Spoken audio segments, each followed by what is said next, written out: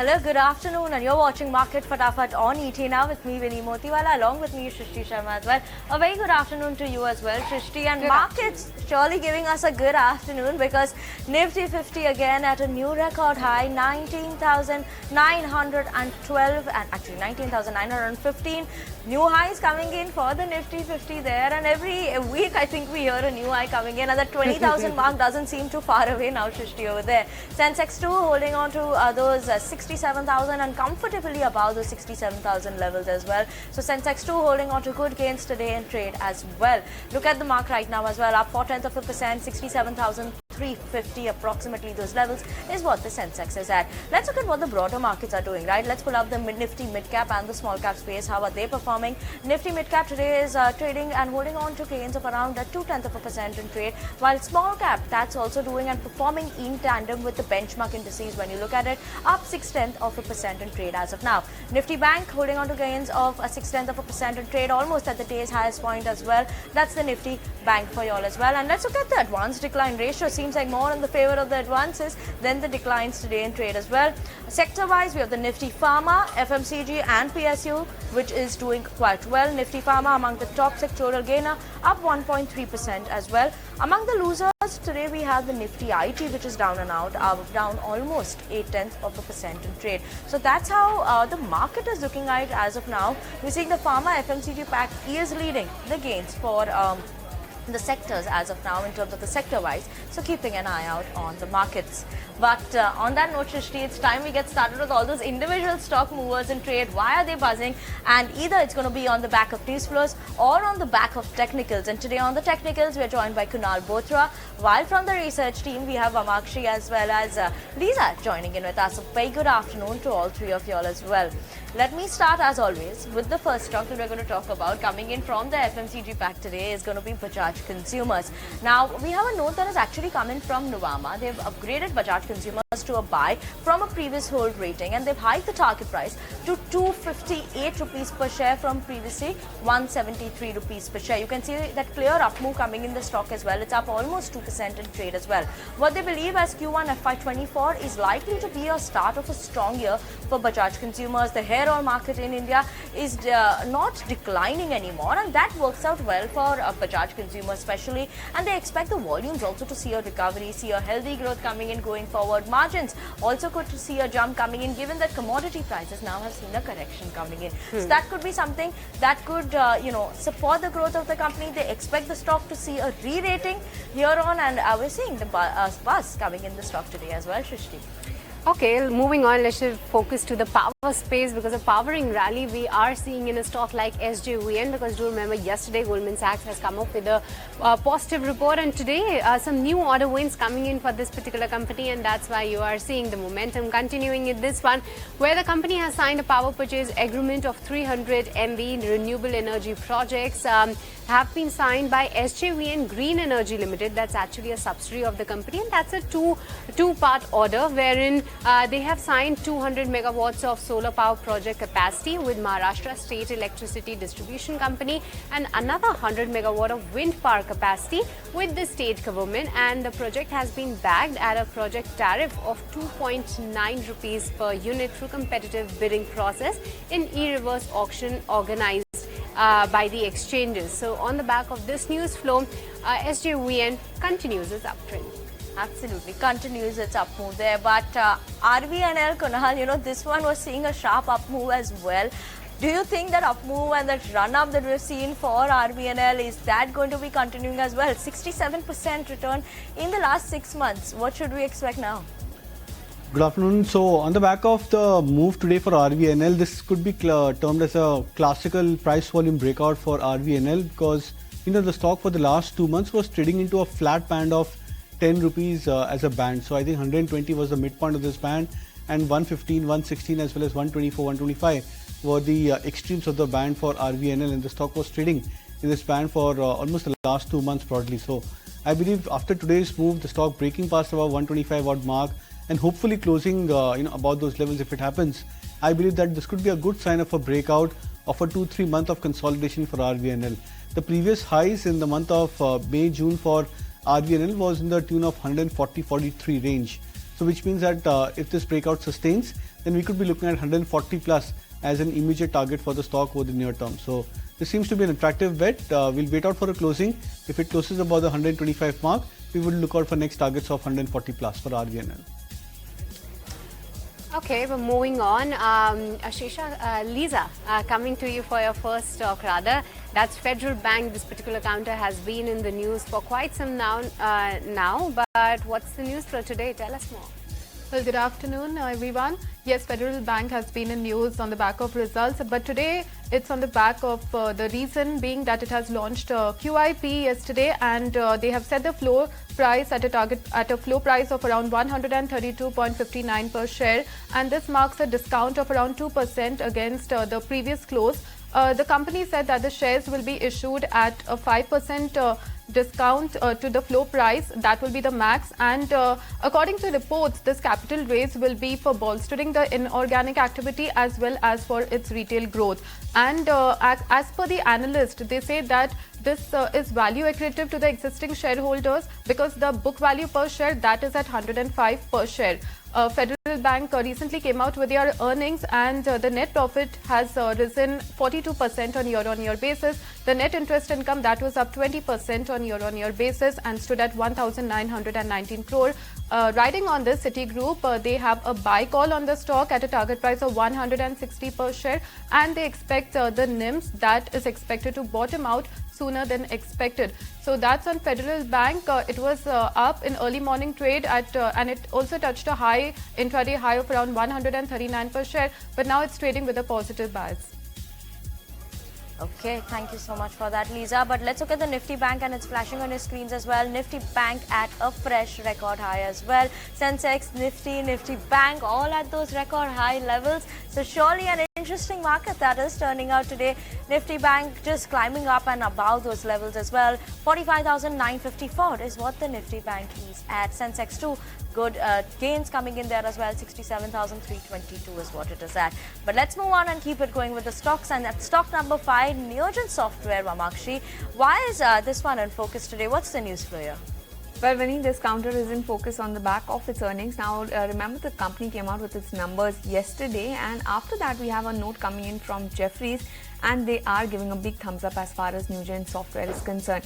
Now, they have maintained their buy rating on this counter, but they've gone ahead and hiked their target price from 680 to 860 per share. Largely, they have what they're saying is that they're reporting an all-round beat. And mainly the positive surprise as far as the revenue is concerned came in from the license sales revenue. Other than that, they're also seeing some very strong growth visibility that is mainly led by the banking vertical, and on the back of all these positive factors, they've gone ahead and in fact hiked their FY24 and 25 EPS estimates by around 2 to 4% in order to reflect the beat, and in fact they're expecting an EPS CAGR from FY23 to 25 of almost 23%. So given all those positive factors, we have Newgen Software in focus. Now remember that the stock has nearly run up 30% from the close on July 11. So on the back of this news flow, watch out for Newgen. As of now, the stock is holding strongly in the green with gains of around 10%. Well, yes, absolutely, Vamakshi. That's Newgen Software. But moving on, and Kunal, coming to you because the top sectoral mover today is Pharma, and from the pack you have picked up Glenmark Pharma. No stopping for this particular counter. What are the targets one should be looking at now? Yeah, the stock is scaling past to new highs, on a 52-week basis, on a regular basis. This is the 6th straight month for Glenmark Pharma, and the stock has risen from 450, 500 levels to now 700 plus mark where it's trading. So this seems to be very consistent kind of a chart, has done pretty well for itself over the last many months, managing to get into recovery. It's still significantly off its life high levels. I think 2015 odd year is where the stock had hit a life high. So it's significantly off its lifetime high levels, but the recovery in the last 4 to 5 months for Glenmark Pharma indicates that the bigger trend is on the upside for the stock price. So dips should be taken as a buying opportunity for Glenmark Pharma, and expecting the stock to gradually move towards 750 to 780 zone. Okay, that is Glenmark Pharma for y'all. But let's pull up the charts for Premier Explosives, and we have the numbers that came out for the company. When you look at it on a quarter-on-quarter basis, the company saw a revenue growth of 18%, highest ever EBITDA margin of 26.9%, order book at around 1,108 crores as well.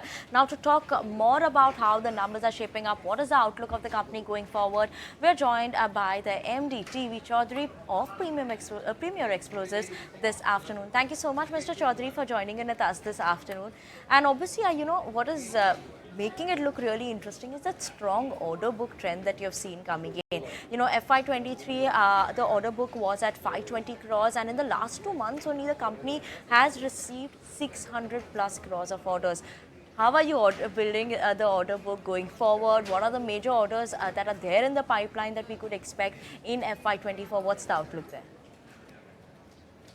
See, as the defense procurement from the local industry is growing, so the orders, more and more orders are coming. And this order is an emergency procurement order. That's why a large chunk has come. But we expect the same healthy continuation of the order book from defense as well as space, and even from industrial explosives also. Okay, hi, very good afternoon, Mr. Chaudhary. This is Shrishti joining in as you continue to remain bullish on the growth of the order book from 1100 over crores right now. Any number that you could guide us for FY24, and also in terms of the export opportunities, how do you see that number growing, which now contributes around 13%? So what's the expectation going ahead? See, this about the revenue and contribution in the year 24. We are expecting to complete around 500 to 600 range, and that will continue. This order book will be executing in the that is 24 months time total. So that will give a contribution of 550 to 600 crores of revenue in terms of revenue. And export orders, yes, the development orders what we get, they are getting converted into production orders, and from 30%, we are expecting it to grow to at least to a 20% level in the current financial year. And this will continue as we execute more, and the customers will build up more and more confidence on our capabilities, and then we are seeing more in the pipeline. Right, more in the pipeline. But Mr. Chaudhary, I also want to understand in terms of margins, what are jump up that you're seeing in margins? 27% in Q1 versus 15.5%, which was in last quarter. Could you just tell us, what is led to the strong margins this time? Sustainability of these margin levels, is it expected at those 27% levels for FY24? Or where should we be expecting the margin outlook then?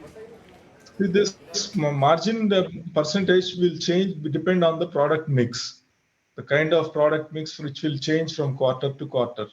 So this quarter, what we have done, the more of defense export products and supplies to defense have happened, and those have contributed a better margins.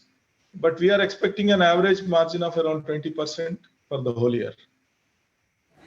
Okay, an average margin of 20% is expected, but you were since touching upon what sort of a contribution different segments have. So for FY24, Mr. Chaudhary, what is the guidance going ahead? Because for now we have seen defense contributing significantly, but you also have exposure in explosive segments as well as your services segment contributes to your overall financials. So going ahead, what sort of a contribution mix you are seeing from all of these three? So if you go back and then see the past 3 years, the explosives division, the contribution was limited, and also in some products it was negative because of the market fluctuations in the raw material availability, and then the prices which were agreed prices with Coal India and all those fixed prices. So there the contribution was sometimes it was negative or low, and our defense product offtake has not come to that level which now we are reaching. So previous 3 years, you can see that the margins were less and all those, but now the scenery has changed. Now even the industrial explosives started contributing because of the change in the pricing and then reduction in the raw material prices internationally. So that becoming a positive division, the industrial explosives thing, and that is supporting our performance from the defense explosives. So overall, we see the same healthy trend to continue, and order book also to go on maintaining the same or increasing with the new products for defense being added by us. Right, Mr. Chaudhary, and thank you so much on that note for joining with us this afternoon on ET Now, giving us an understanding on your numbers as well as what should we be expecting from the company going forward as well. Thank you so much, Mr. Chaudhary, for joining with us. And that was Premier Explosives Management for you all. As of now, also the stock is holding on to gains of more than 5%. But on that note, viewers, we're going to slip into a very short break. Don't go anywhere. We'll be back with more stocks after this break.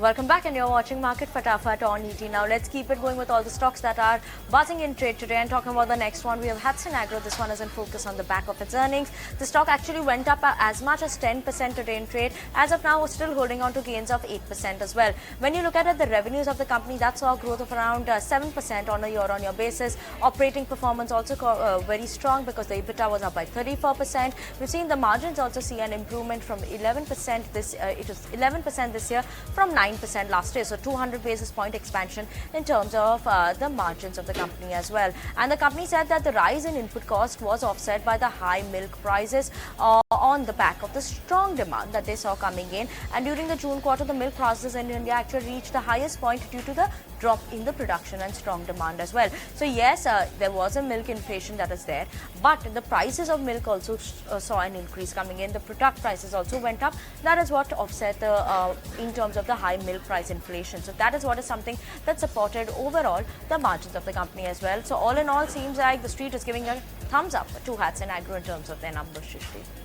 Well, yes, absolutely. But on the back of earnings, Tata Communications is also in focus. This time around, not a great set being reported by the company, because sequentially, if we see, then the revenue has seen a jump of 4.5%, while their profit was up actually 17%. But the stress was EBITDA as well as the margins, because EBITDAs were almost flat on a sequential basis, but margins seen a decline of 110 basis points sequentially, and they have come in at 21.5%. Even the management commentary, because we did speak with the management, was not very enthusiastic, because the margins falling is not only because of only because of the acquisitions.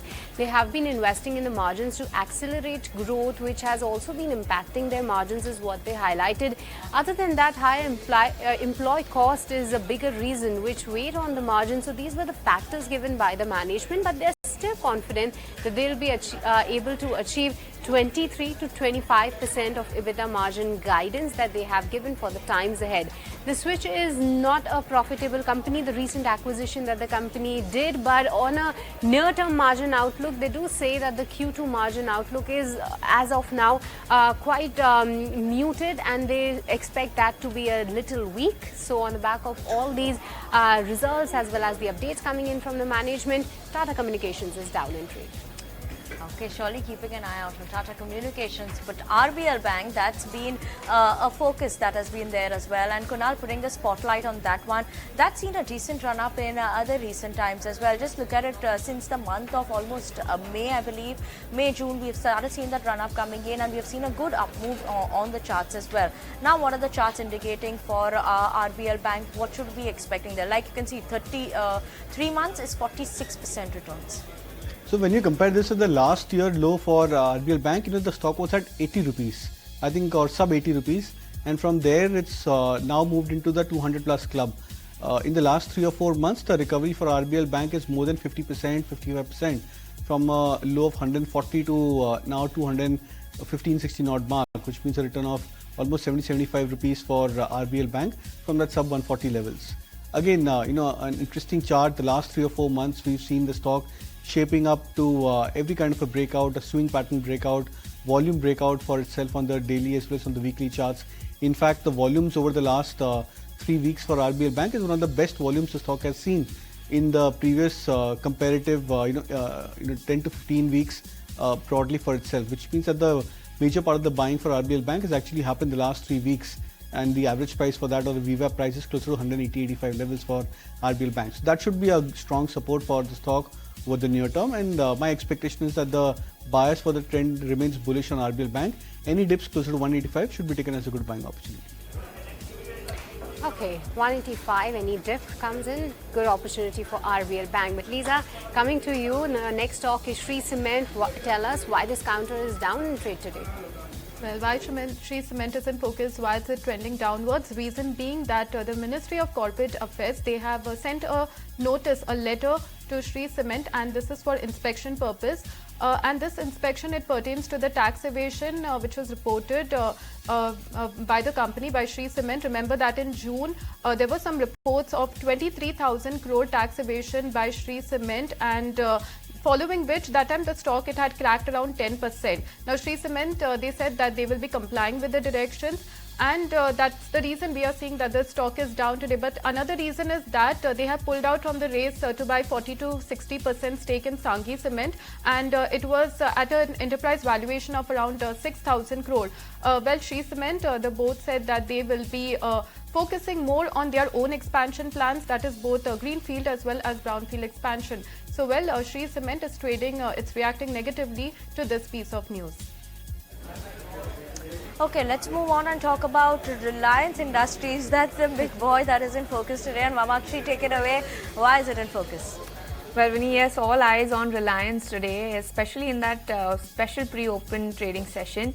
Now, yesterday we did see that the stock closed around 2,841.85 levels, and today, in fact, it opened at 2,580 odd levels. So, which essentially pegs the value of Jio Financials at almost 261.85 rupees per share.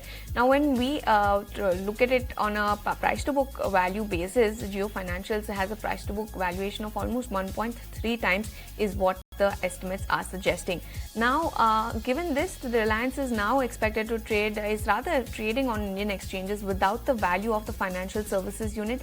And when we look at Jio Financial Services, actually the market cap at the current value 261.85 stands at 1.66 lakh crore, which essentially makes it the 7th largest financial institution by market cap. Now, Nuvama believes that the listing could now take 1 month for Jio Financial Services, but as of now, this is the main news flow as far as Reliance is concerned. And in fact, we're expecting Q1 results for Reliance to come in tomorrow as well. So keep an eye out on Reliance Industries. The stock as of now is trading with gains of around 1.5%. Okay, well, moving on, let's shift focus to the banking major ICICI Bank. Kunala's Bank Nifty hits an all-time high levels. Do you expect the same for ICICI Bank as well? Well, it's coming very close to that 1,000 mark. It's a coveted number for ICICI Bank. The stock has been eluding towards this level, and over the last so many months, it's actually gone sideways. So I'm expecting this time around ICICI Bank to hit that 1,000 plus mark, and possibly this could be a turn of a big breakout for the stock price, which I think this breakout has been pending for the stock since quite some time. Looks attractive. The stock has gotten back its mojo. Momentum has come back again. Volumes are also looking attractive for ICICI Bank. So I think on the back of it, we would expect the stock to break past about the 4-digit mark pretty soon. Okay, let's move on and up to stock number 13. We have transformers and refractors, which is in focus. The stock crashed as much as 17% today in trade as the client slaps a 3-year ban on the alleged forgery firm received the notice from GETCO intimating that the latter has decided to stop dealing with the company for a period of 3 years on other grounds that it had allegedly submitted forged material dispatch clearance certificates as well, that's MDCC, relating to transformers supplied by it, and the company had won the contract for a supply of 29 transformers, 1 retractor to GETCO, and the company is taking necessary steps for defending its position against this allegation and resolving this issue as well, is what it further added. But as of now, look at the slump that has come in the stock. Nothing, it's almost locked in lower circuit as of now. Well, yes, absolutely. But moving on and shifting focus to Tata Consumers now. Kunal, tell us, how are the charts looking like for Tata Consumers? For today, a lot of FMCG names are buzzing, but what specifically on Tata Consumers? Again, after 3 months of decent price action for Tata Consumers, the stock recovered from 700 to 850 plus mark 3 months back, and this month the stock was actually going through a bit of a downtrend. Now, I think closer to 835, 840 is where the stock has found support, is now back towards the previous major highs for itself. In the process of doing this, it's also formed a bullish pennant formation, as well as the stock has given a breakout of this pennant formation. So this again is an attractive chart. After a 30-40 pointer recovery for Tata Consumers, I would expect the stock to hit that 900 plus mark over the next couple of days. So it looks attractive for another 30 rupees to 40 rupees on the upside for Tata Consumers. Okay, 900 expected on Tata Consumers, but with this, viewers, it's time to slip into a short break. But don't go anywhere. We'll be right back with more.